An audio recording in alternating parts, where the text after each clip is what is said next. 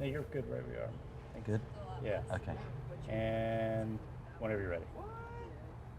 My name is Michael Davies, and even though I'm involved with this program, having just been the first ever guest on this program, I now realize it's a great mistake to be involved in this program or to watch this program. That's funny. That's like Come on. dry British Really? wit we hear about, right? Thank you. Wow. Thank Very- you very much. You're the dry. best. Appreciate it. Almost Here's too British dry. accent. Like, not really funny at all. Yeah, I think that would be good. Yeah. Okay. Just like that every time, Good. where like it zooms Yeah. out and then we just Yeah. talk shit back to them. Very good. And Okay, then it's good. like there's the show.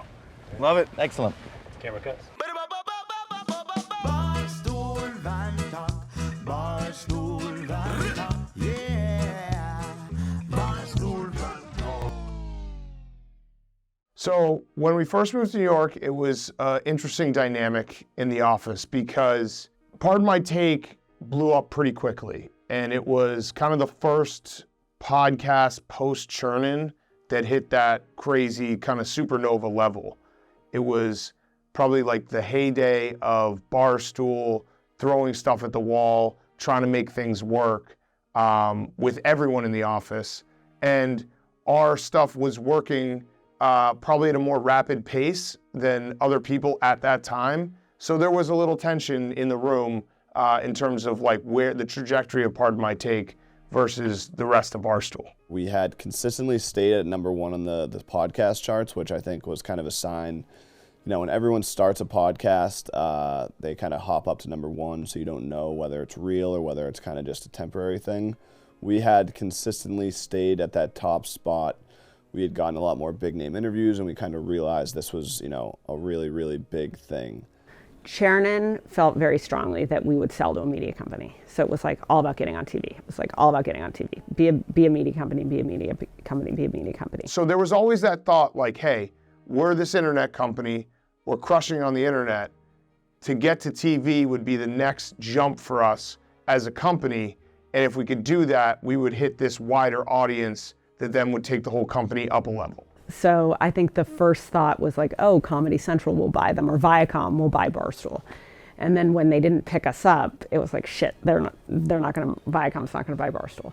And ESPN, I think, had always been like, and this was almost 10 years ago, so ESPN was cooler and bigger and better than it is now. But I think their dream was that we would be on ESPN. Linear TV seemed like something that would be a lot of fun. I grew up watching ESPN, so like SportsCenter, the top 10 plays, all that stuff.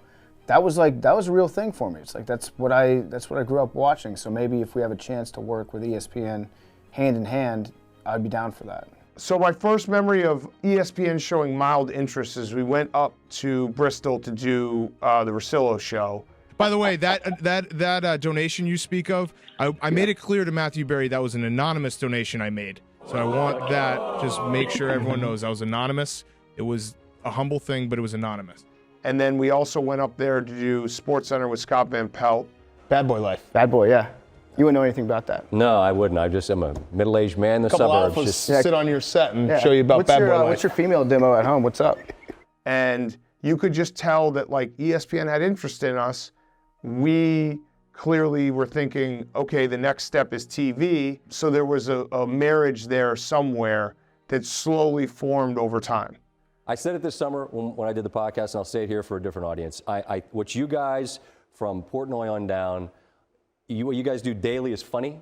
You guys churn out content which is constantly it's in its own space, but it's a challenge to do what you guys do. And I tip my cap. I do it on Twitter. I'll do it here because I'm fans of what you do, and I think it's fantastic.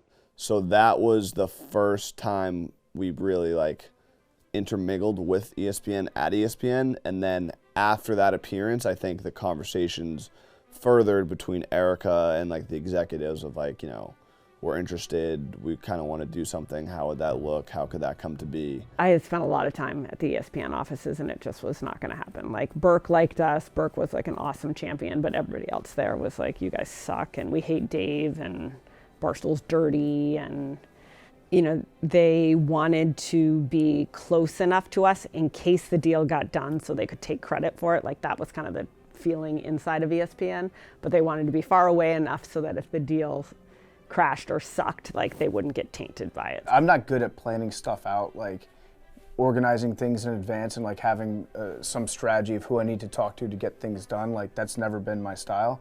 And so I just basically showed up when I was told to show up, and Erica was kind of like doing all the negotiations with ESPN at that point. We just had the meetings and we tried to be ourselves, and we tried to present the best case for why Part of My Take could translate to television. And yeah, it was just an endless series of, hey, sit down in this really nice conference room and then try to be a nice person for 30 minutes, and then hopefully by the time the next meeting happens, everyone likes you. If someone wants to do a deal with you, it shouldn't take 6 months to get the deal done, and it shouldn't take this back and forth. It should be like, hey, we like these guys, let's get them on our network, let's get the deal done, no questions. I mean, it took a year of my life to do that deal.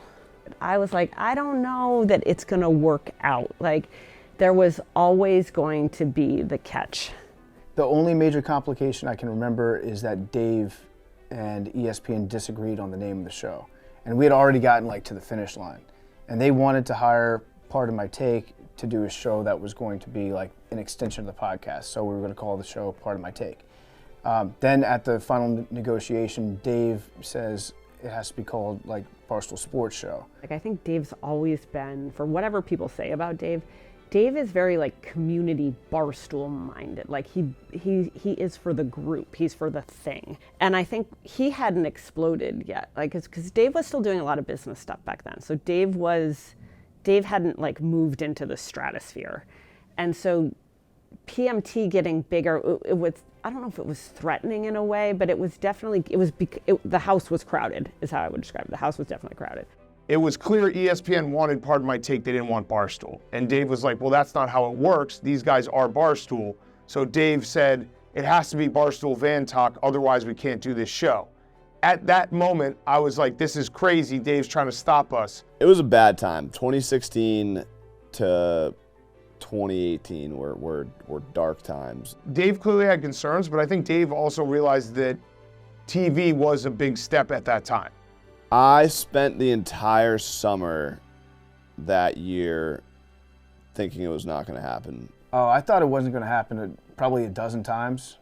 I just kind of threw my hands up at some point. I'm like, if it happens, it happens. If not, I don't really care anymore. Like, we've gotten this far. If they don't want us, they don't want us. That's fine. We'll figure out a way to make that work. I mean, it was a nightmare. The redlining of the contract, like what was in the contract, what was out of the contract, nightmare. How much creative control would they have? What would their veto power be over the content? Who was going to produce it? Like I had made a big push that you be able to produce it yourselves, because ultimately I thought you could produce it. And it was like, no, you have to have a name. And, you know, Michael Davies was the right person for that. But that was a fight. Credits, who was going to get credit for the show was a fight. What network it was going to be on, what time it was going to be on the network. There was a lot. To be honest with you, it was so long ago that I don't really remember all the different conversations that were being had. I do remember we were at the Combine in Indy, and we were flying into the Indianapolis airport, and I got a phone call from Erica, and Erica said, congratulations, they're going to pick the show up. Erica Nardini has been working for months, and we are proud to announce, you may have heard rumors, Barstool Van Talk is coming to ESPN, featuring Big Cat, PFT, Handsome Hank. It's coming. It is coming to your TV. It is official.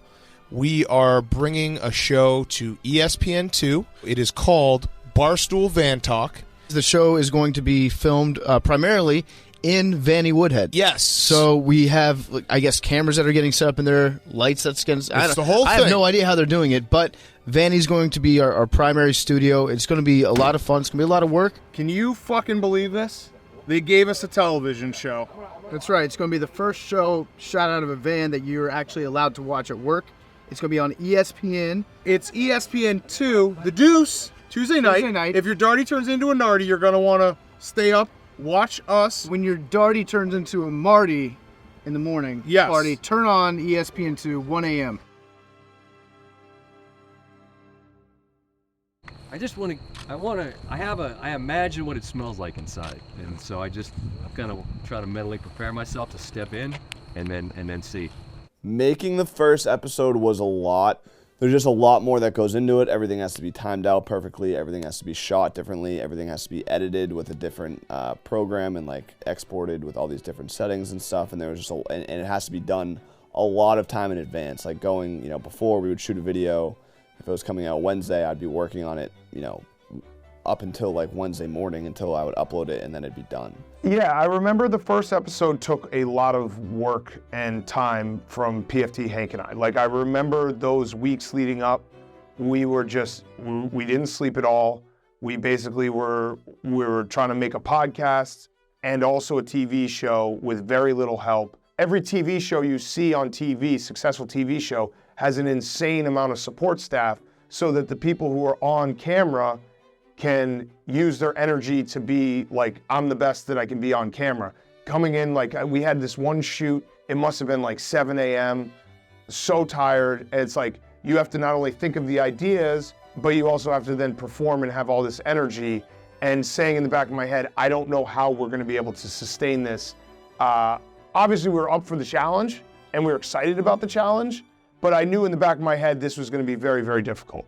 Getting to sit down and actually like do the brainstorming, the planning, that part was fun to me. Now, we were also spending a lot of time at work doing that, so it was like 20 hours a week. Even before we got started, we needed to dedicate that to planning and writing and all this stuff. So it was way more work, but I definitely had that sense of excitement where it's like, okay, this is a cool opportunity we have. How does it feel knowing that you're going to be the first person to ever take a very successful sports comedy podcast and turn it into a TV show? Yeah, so no, I think it's very difficult to take any podcast and to turn it into a successful television program. So it was a lot of work going into it. The planning, all that stuff was, I think we could have made a really good show. Like I was confident in the ideas that we had and the actual product that was going to be finished out. But in retrospect, it was definitely not sustainable either. All right. Ready? Just go. Let's make some magic. Okay, here we go. Do you like those holes there? Those are our pee holes. Better than a sink. Your man spreading on us a little bit here. 3, 2, 1. Dan Patrick on Barstool Van Talk. By the way, the Berman impersonation, Yes. pretty good. Welcome to the Barstool Van Talk studio.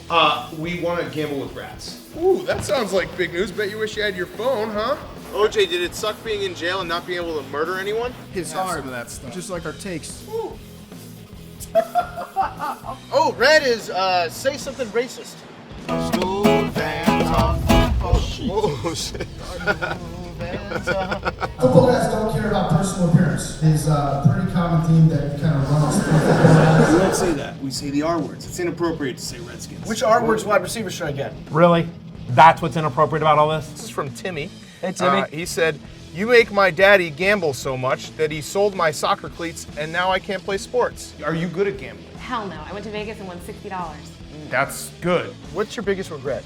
Walking into this fucking van. Besides that haircut, what's your biggest regret? Oh, you with a Tanya Harding hairdo and you're gonna say something about me? Are you kidding me? You're on a diet. We'll eat your ribs for you. It falls right off the bone. Bye, Scott. Scott. See ya. Love you. Oh. You son of a bitch. That motherfucker. Oh, thank you. We're gonna that's gonna be the gift to everyone. Later, man. Thank you. Thank you so much. We'll talk soon. That was fun. I enjoyed it. Thanks Yeah. a lot for having me. I appreciate it very much. Thank you. Have a good show tonight. Thanks, man. Thank you. Awesome. Thank you. I hope that there's some funny in there That was fun. somewhere. 1-0. Thank you. Thank you. Was it good? Awesome. So the day that the show was set to air, Dave and Nate and a few other people were engaged in like a big flame war with Sam Ponder and ESPN. We were on a call with ESPN execs. Like there was a possibility that they didn't want the show to air that night. Before we even premiered the first episode on Tuesday, Sam Ponder, which all-time grudge holder, like I actually respected in a weird way that she had been sitting on it. Dave and I had done a Pick'em episode for, I don't know, like 3,000 people listened to it back then in 2013, where we had obviously a dialogue about Sam Ponder. She sat on it, she waited till the moment was right. The moment was right. She tweeted out at me, like, welcome to ESPN, I remember when you wrote this, and posted a blog that was not I did not write it. So that tweet sucked. People were just coming at me left and right. Everyone was like, fuck these guys, cancel them. All this was coming to a head. And so I heard behind the scenes that they're talking about pulling the plug on it. So we had made the episode, everything was ready to go. And then I was thinking that there's a pretty good chance that it never actually airs. So I was just sitting in a room looking at my phone, just hoping that people would stop tweeting at each other online. It's like we made the show, I would like it to air at some point. And I know that that's kind of up in the air right now. And about, I think, 4 hours before the air time, we got a call saying, okay, you're good, it's gonna go live. There's still time to change the channel or go to bed or do something, anything besides watch this show. So in the next couple of seconds, do that. Ooh, do you need a comb to get ready for the show? I got a curler back Yeah, there. we can set you up. What do you need, like some lotion? Or I don't have any hairs, you guys. Okay, You guys should do some jokes about me being bald. We're having laughs in a van. Is that the name of the show? It's actually Baldy McBald Face. Ah, okay, cool. That's better than Fatty McEscobar. Barstool Van Talk, Barstool Van Talk, yeah. We out here in Bonnie and Woodhead, man. Yeah, I watched the show 1 a.m. on ESPN. Yeah, I thought it was hilarious. I was laughing the whole time, and they were just great. It's funny and it's starting out, but it's just going to get bigger and better as they get more time to do it. My favorite part was probably the interview with Scott Van Pelt. Mr. Van Pelt's always been one of my favorite on ESPN. You know, he's always had a great sense of humor, and it goes great with Big Cat and PFT. We are going to finish the show how we finish every Barstool Van Talk. We have a box sent in from a watcher, a viewer, a listener. If you want to send us something, listen to Pardon My Take, our podcast. On Wednesday, it's released on iTunes. We have more Scott Van Pelt. We will give detailed instructions on how you can send us a box.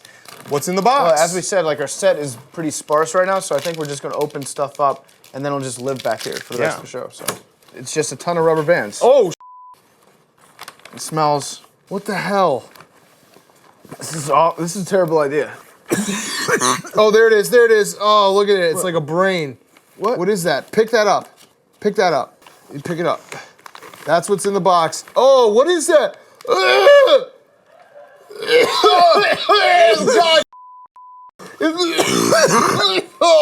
I'm out. I'm out. What is that? I'm out. Is that worms? I'm out. No, it's like a f***ing octopus or something. It's an octopus. They put an octopus in here. Is it dead? They put an octopus in the box. Do not send us this ever again. Please. Yeah, it's an octopus. It's actually an octopus. I wasn't kidding. Oh! See you next week. Send us real stuff. Please don't do this again. Oh, God. I remember waking up on that Wednesday and being like, that was awesome. Like, we did it. A lot of people reaching out. You know, that's so cool. You know, this is an awesome thing. And I was like, yes, we finally did it. It feels like we've reached that next level. It was a good episode, but I was looking forward to kind of hitting our stride. Like it was good to see it. It was good to see the reaction. It was cool to, see ourselves on TV and stuff. We didn't feel like it was a great episode. Like there was a lot of stuff we had to do, ahead of time, and maybe we didn't get to have as much time editing as we wanted to. One thing I did like the show, I thought it was too choppy. It's kind of like somewhere like all over the place. I don't know if that's what they were going for or not, but other than that, it was great. I thought we did a good job for our first show ever on television. We had no idea what we were doing. What's your official title on Barstool Van Talk? Executive producer. Executive producer. But so you're not my boss then? Yeah, we're also executive producers. All of the authority, none of the responsibility. Okay. We're each other's bosses. Still, like if you were to ask me how to put together a TV show right now, I actually think I'd have a much better idea, even though I haven't been doing that. We put it up there, and I thought it was a good show. People seem to really like it, so I was happy with it. The reception was really good for it too, for the most part. From our fans, they are the ones that matter. So I was glad that they liked it. There were a couple critics that don't like us in general that were like, oh, the show wasn't very good. And it's like, whatever. It's like 1:00 a.m. on ESPN 2. So now you're filming all this stuff just to play? We're going to be on our show, ESPN Tonight? 2. No. This is going to be like maybe a week or two. Yeah, we've filmed a bunch of little skits around that we're going to be putting. I don't know if you saw us. We did the prime time. Oh, thanks for watching. Yeah, thanks for watching. Sure. We went to the. Don't be offended. I don't want to So the talk first about show we were at the primetime set, and we were just doing the Teej and Boom, like whoop, whoop, over and over. So whenever we come up here, we're gonna try to do a couple of these little. It's almost like, think of it as like this is SportsCenter, but us. So that's kind of our So we'll be on ESPN2 probably, I don't know, one of the next few weeks. We'll use it. Yeah. I guess I'll know. I'll text you before. I'll know when it's going to. No, I'll text you before. I'll There's text you also- before we do it. I mean, we might just get canceled tomorrow. So Yeah, we might not ever see the and light then of we'll day. give you the footage. Yeah, then we'll give you the footage. I thought that maybe there was a chance it was going to get canceled that week, but we had met with John Skipper in person in his office after episode 1 aired. We had a good talk. We had like an hour talk. He basically, the way we left that conversation was John Skipper was like, I just wanted to meet you guys. I wanted to see who you guys are. I want to talk to you guys, get to know you. And like at the end, he was basically saying like, I feel comfortable with who you guys are. I feel comfortable with this. And he told us he had our backs, and I believed him. He pretty much laid it out. He was like, hey, I know what you guys are all about. I appreciate you. Enough people have vouched for you. We're going to go forward. This show's going to work. We were filming for episode 2, and we had our octopus sitting in formaldehyde in the studio with us, and I got a call from Erica. And it's never good to get a call from Erica. Like, Erica and I feel like we have a great relationship. We'll text back and forth, we'll email. When we're in person, we'll have a good conversation. But when you get a phone call from Erica, you know that like something weird's happening. Hey. What's up? Yeah. Yeah, hang on. What's up? Hey, so we have not good news from ESPN. I'm going to put you on speaker, okay? I'm here with Dave. Okay. So guys, Skipper just canceled it. Okay. And he's going to make a statement within the hour, so I would say by 4 o'clock Eastern, that he decided to cancel the show. And basically the net of the message is that they wanted to do the show knowing they could control the content. They couldn't get over the association with Barstool, and that you guys have delivered the show that you promised, is basically the net of the message. Okay. Was there something that happened? Not beyond what already happened. I think that basically they were facing a mutiny of all their female talent.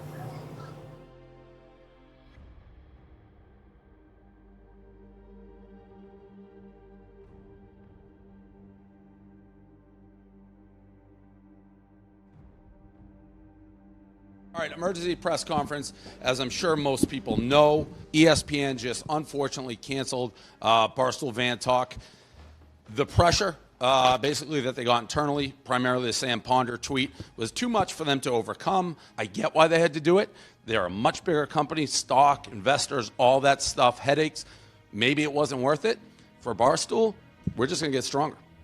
My initial reaction was like, well, I just don't want to be in this room anymore. Like, I'm wasting my time. It hurts a lot to have something canceled and have it be publicly canceled and have people, you know, the whole internet shitting on you. It's a really bad feeling. It was a really hard, long week.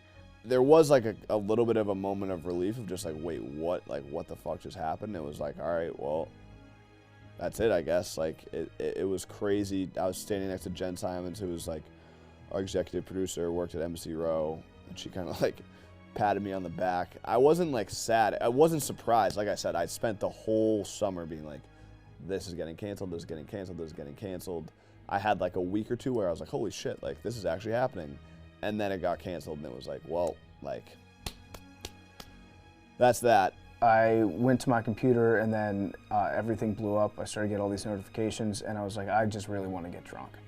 Probably the only time in the history of the show, I think, that I can think of specifically, at least on like a random day, where me, Big Cat, and PFD went out, just got super drunk, and just kind of, you know, put the show to rest. It was basically a funeral for BBT.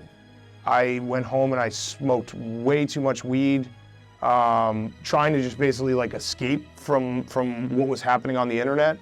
I also vividly remember, I think it was Monday Night Football, there was like a 2.5 minute Call of Duty commercial, and I got like trapped inside the Call of Duty commercial because I was so high. Then the next day, we were bummed out, didn't go into the office. I was embarrassed. I was embarrassed by, like, my mom hit me up and she was like, "Hey, I just read in the Washington Post that your TV show got canceled." I was like, "Yeah, Mom, that's true." But I actually had I had a friend reach out to me, and he made a very good point. It was Bomani Jones, and he worked at ESPN for a long time.